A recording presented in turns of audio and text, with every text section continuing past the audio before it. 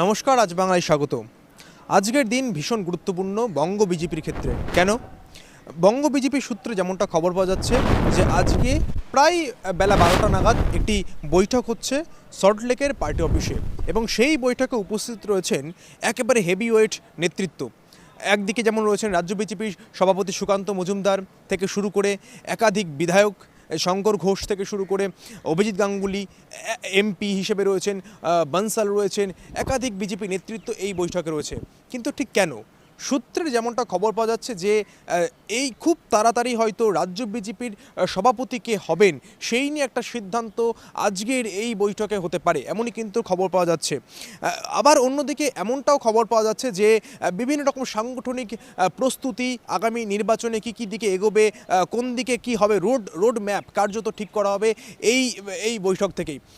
পাশাপাশি বিজেপির তরফ থেকে আমরা জানি যে বেশ কিছুদিন ধরে গ্রাম চলো বস্তি চলো নীতি নেওয়া হয়েছে, অর্থাৎ শহরে শহরে যে ভোটার তাদের থেকে গ্রামের ভোটারদের গুরুত্ব বিজেপির কাছে বরাবরই বেশি।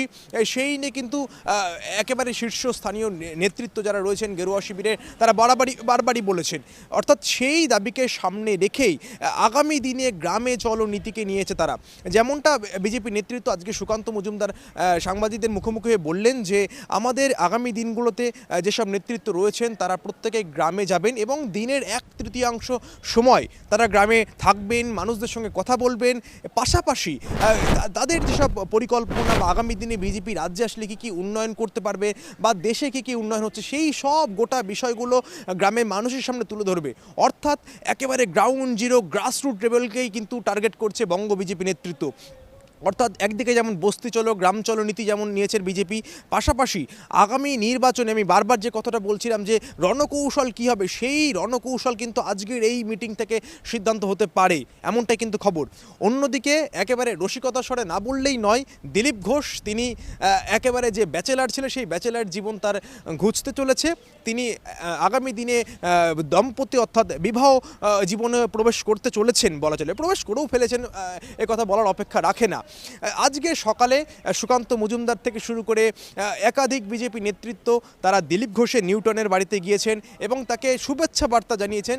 যেমনটা খবর পাওয়া যাচ্ছে যে ধুতি, পাঞ্জাবি, মিষ্টি দিলীপ ঘোষকে দিয়েছেন তারা, পাশাপাশি আগামী দাম্পত্য জীবনের শুভেচ্ছা বার্তা দিয়েছেন। কিন্তু এখানে একটা প্রশ্ন উঠছে না বিজেপি কর্মীদের মধ্যে যে এতদিন দিলীপ ঘোষ যিনি নিজেকে অবিবাহিত বলেছেন এবং অবিবাহিত ছিলেন তিনি, এবং তিনি সঙ্ঘের প্রচারক, দীর্ঘদিন তিনি সঙ্গ করেছেন, সেখানে দাঁড়িয়ে তিনি হঠাৎই এই বৈবাহিক জীবনে প্রবেশ করবেন বা বিবাহ বন্ধনে আবদ্ধ হবেন সেই সিদ্ধান্ত নিলেন। এখানে কি কোনো রকম কোনো কিছু কৌশল রয়েছে নাকি কি?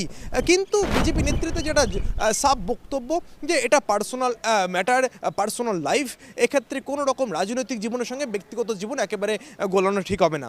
অর্থাৎ আমরা যেমন দেখলাম আজকে দিনের শুরুটা ঠিক হলো দিলীপ ঘোষকে শুভেচ্ছা বার্তা জ্ঞাপনের মাধ্যমে, পাশাপাশি তারপরেই বিজেপির সল্টলেকের অফিসে টানা ঠাসা বৈঠক চলছে, এখনও পর্যন্ত সেই বৈঠক চলছে।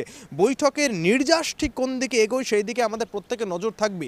পাশাপাশি রাজ্য বিজেপির যে সভাপতি কে হতে চলেছে এই নিয়ে একটা দীর্ঘদিন ধরে কিন্তু সাসপেন্স চলছে, কারণ সামনেই নির্বাচন, বছর ঘুরতে নির্বাচন বলা চলে, তার আগে বঙ্গ বিজেপি নেতৃত্ব নাকি কেন্দ্রীয় নেতৃত্ব বর্তমানে যিনি রয়েছেন রাজ্য বিজেপির সভাপতি পদে সুকান্ত মজুমদার তার ঘাড়ে কি দায়িত্ব রাখবেন, নাকি সেই চেয়ারে বসতে চলেছেন অন্য কোনো ব্যক্তি বা অন্য কোনো নাম কি জুড়তে চলেছে নয়া সভাপতির পদে, সেই সিদ্ধান্ত কি হতে চলেছে তা কিন্তু জানা যাবে আজকের এই বৈঠক থেকে।